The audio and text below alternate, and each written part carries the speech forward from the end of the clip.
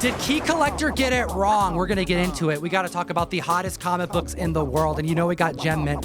From Gem Mint Collectibles on the line. How you feeling?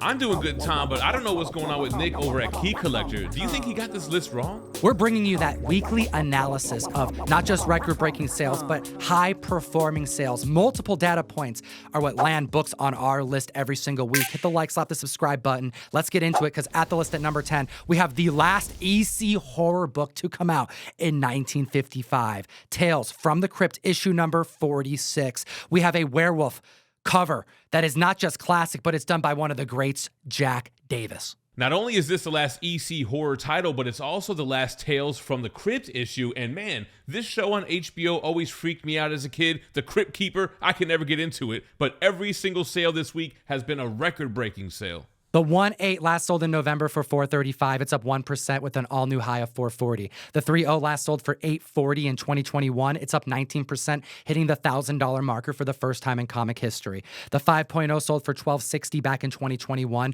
During the comic boom, by the way, it's up 19%, now selling for $1,500. And then we had a Pedigree, 7.5, last sold in 2021 for $1,100, up 96% for an all-new high of $2,161. If you like this horror cover, you got to look at other Jack Davis covers. And I'm talking his war covers. I'm talking his Mad Magazine covers. I'm not even a huge fan of Mad Magazine, but I do collect anything that Jack Davis does. And speaking of categories, there is also an entire EC Comics category over on Key Collector. Use that code TOM101. You support the show directly, but you also get access to a wealth of comic book data. Not just the Hot 10, but also a plethora of different categories for you to learn about funny books and keep up with us. At the list, at number 9, we have Lobo's first appearance in Omega Man number 3. Aquaman is done. The new DC slate is wide open, and it's looking better by the day that Jason Momoa is going to be taking on this character. What is something you would want custom made for a character like that? What's Lobo got? He's got the great chain with the sickle on it, right? He's got the chain and the hook. I mean, obviously, we're going to have to do stuff like that. It definitely seems like Jason Momoa will be playing Lobo. He didn't even deny it. And this came out just yesterday as of the time of recording, so I could imagine it'll affect next week's sales as well. We got a 7.5 this week that sold for $85, 15% above average. The 9.2 is up 69%. The 9.4 up 19%. 5 copies of the 9.6 outperformed that 12-month average, the highest coming in at 166, and 7 9.8s outperformed the average, the highest coming in at $379 for an increase of 11%. That interview just gave collectors even more reason to secure this hot key comic book. And now we're looking at the list at number 8 with Doctor Strange 169, formerly titled Strange Tales, now a start of what would become Doctor Strange's solo series. This is a key book, but the thing is why is it hot right now? There's no new Doctor Strange news. No, you're right, Tom. There hasn't been any new news on the Doctor Strange 3 movie, but it is following that familiar trend of the first solo series in such a better looking cover than the first appearance, with 5 sales to report on, starting with the 3.0 that sold for $149, an increase of 5% over that 12-month average. The 4.5 up 26%. The 7.5 is up 16%. The 8.5 is up 21%, and we got a 9.6 sale coming in just under $4,000 for an increase of 6%.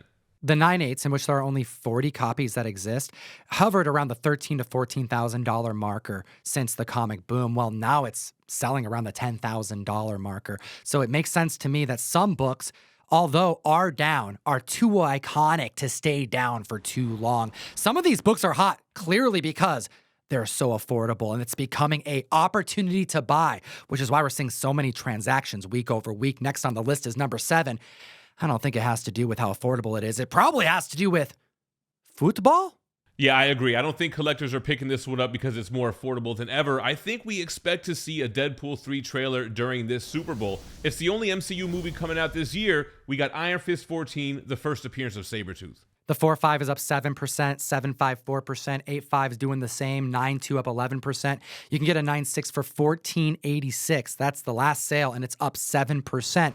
Now we have a lot of books of this key significance that have taken a beating as it pertains to value. The heights this book reached was right around $6,000. It's selling for near the $5,000 marker. So yes, although it's down upwards of 20%, that is not as low as some books from this era. Stay tuned. All right, guys, number 6 on the list. Finally, we've been asking where this book has been. We've been getting Wolverine 1 on the list every single week. Last week, we had Hulk 180. We finally get Incredible Hulk 181, the first full appearance of Wolverine. In order for a book to land on the Hot 10, there must be at least 3 different impressive data points to be covered. And that information is going to be important as we cover further books on the list. So stay tuned.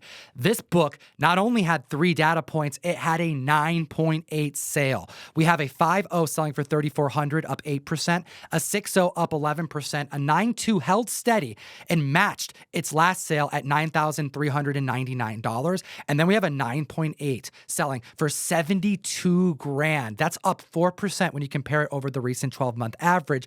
And it's a far cry from the heights that were reached back in September of just last year, where this comic sold for a whopping $138,000. Man, it's crazy to think that this book is down by half in a 9.8, so not faring anywhere near as well as Iron Fist 14. And speaking of the Deadpool 3 trailer, we may see some glimpse of Sabretooth in that trailer, but it's a guarantee we're going to see Hugh Jackman suited up as Wolverine. Did I tell you we're seeing trends here? There is some new Captain America news as well. There's this rumor of a Lego set, Captain America vs. Red Hulk. Oh my gosh, Jem, we have been covering Brave New World, the Captain America 4 movie, for years now.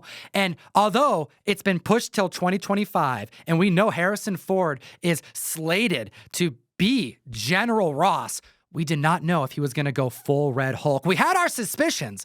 Does this rumor of the Lego set featuring Sam Wilson and a Red Hulk, I got to check, how many pieces was it? It is! It's 223 pieces large.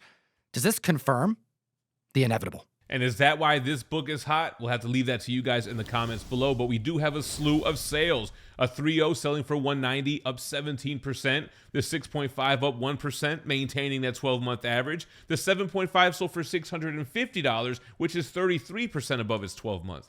The A5 is up 38%, 9.0 is up 39%, and the 9.2 sold for $2,074. That's an increase of 23%. But wait, there's more, because since this list was compiled, there was a brand new 9.9 sale, one of 2 in existence, and it sold for the same price as it did during the comic boom back in 2021, selling for $78,000. How does that feel, Jem? I don't know. It's almost sad that it didn't go up in value, but maintaining is much better than going down. And now at the list at number 4 with a book that was just on the trending list last week, in anticipation, with quantities sold at such an extravagant amount leading up to the debut of the Echo series on Disney+, we now have the 4th hottest book in the world, Daredevil number 9, the first appearance of Echo. I saw the first 2 episodes and I was royally disappointed. I haven't caught any of them, but I'm seeing mixed reactions online, still leading to a bunch of sales in this first appearance. The 8.0 up 22%, the 9.0's up 27%, so was the 9.2. The 9.4 is up 16%, but check this out. The 9.6 had 5 copies outsell its 12-month average, the highest coming in at $150, and the 9.8 had 7 copies outsell that 12-month, the highest coming in at $250, and that's an increase of 15%. The 9.6 was like a $500-600 book at one point. The 9.8 hit $1,000, and now you can get it for under $3. The book is so affordable, and I do need to hold out and watch the rest of the series because, you know, it could have a redeeming factor. I did like Daredevil in story. It's great to see Kingpin, Vincent D'Onofrio, and Echo is a badass character. I still think that this next-gen key has a future. And at such a low buy-in, doesn't seem very risky. All right, coming in at number 3, we've had Sabretooth, we've had Wolverine, and you know we had to have Deadpool's first appearance in New Mutants 98. I think the variable of Ryan Reynolds and his production company being behind Deadpool 3 is offering so much unique marketing that it's fueling the hype like we've never seen, at least compared to anything that's coming out on Disney+, Marvel, and hell, DC and Disney. Yeah, you got leaked photos coming from the set of the film. You've got Ryan Reynolds intentionally putting out fake leaks. And you even have him dressing up as Deadpool accepting awards at the Emmys. When they make it feel like they care about the characters, it makes you want to care about the characters. First and foremost, Wrexham, we love you. Thank you for letting Rob and the other guy tell your story. Come Riambith, bitches. And it's resonating with the collectors as well. The 6.5 you can get for $250 for an increase of 8% this week. Newsstand 8.0 is going for $350. That's up 7%. The 8.5 Direct is going for $350. 9% above its recent 12-month average. The 9.4 is up 10%. The newsstand 9.4 is up 26%. The 9.6 you can get for $576 for an increase of 4%. And the 9.8 is still hovering around the $1,500 marker. That's an increase of 2%. But when you have such a staggering increase of 9.8s being added to the census by the week, in fact, 9 new ones since the last time we chatted about this book, which was a short 14 days ago, you'd think the book would be down more than it is, and it's staying consistent while the supply is meeting the demand. Moving on to number 2 on the list, did statues cause this book to spike? If you guys like statues, unboxing, and reviews, you might as well come over to my channel, subscribe. We do them all the time. This is one of the most collectible modern age Batman covers, and it's because it's a McFarlane cover, one of the few that he did during his short time at DC Comics, and the sheer quantity of comics sold at a higher than above average rate tells me that the statues are just part of it. I also think that the fandom has been so behind this comic book for so long that it just takes a little bit to spike numbers, and it did this week. Starting with the newsstand 7.0 that sold for $158, 8% above its 12-month average. The standard 8.0 is up 22%. The 8.5 up 26%. We got a third printing and a 9.4 that sold for $189. That's 30% above average. The 9.6 is up 29%. The newsstand 9.6 is up 3%. And we have a 9.8 sale selling for $22.78. That's an increase of 3%. It's holding steady. But we also have some record-breaking sales. The 6.0 last sold in 2022 for $149. We have a new all-time high of $159. That's an increase of 7%. And then the newsstand 7.5 last sold in 2021 for $220. That's up 36%, selling for $300 for the first time in recorded comic book history. McFarlane put out a line of 1/8 scale statues representing this cover. They are sold out, but collectors who pre-ordered should be receiving them this month. There's a black, there's a blue, and there's a gold version. And I got to know from the community in the comment section below, did you get any? Are you expecting yours to ship soon?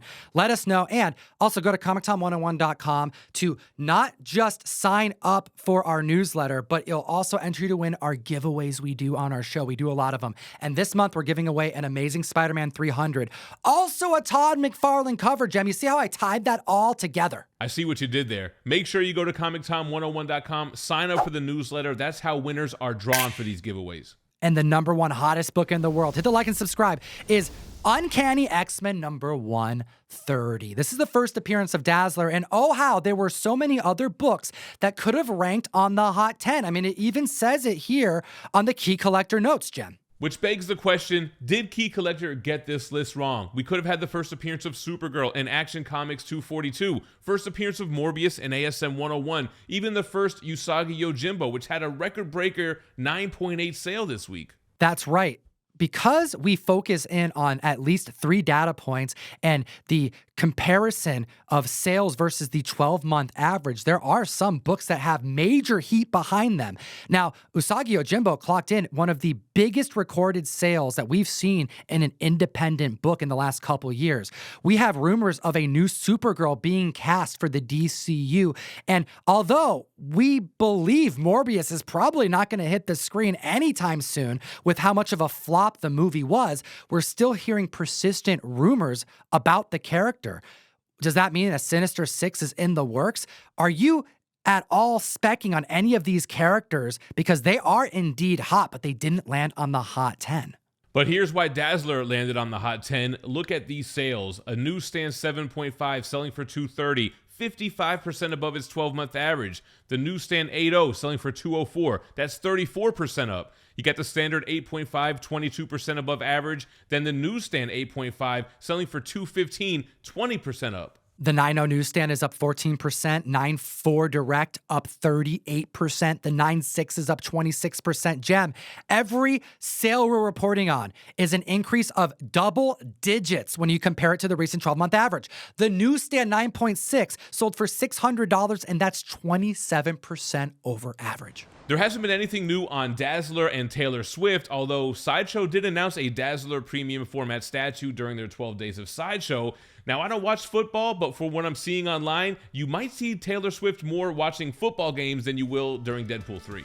Ooh, Gem Mint kind of shooting down the spec. I have to hear the community's thoughts because I'm getting a little nervous with this one. This book is so hot for such a long time. It could be one of the best or one of the worst specs in comic in recent years. I got to hear your thoughts in the comment section below. And as always, Geek responsibly and stay minty fresh. enough said.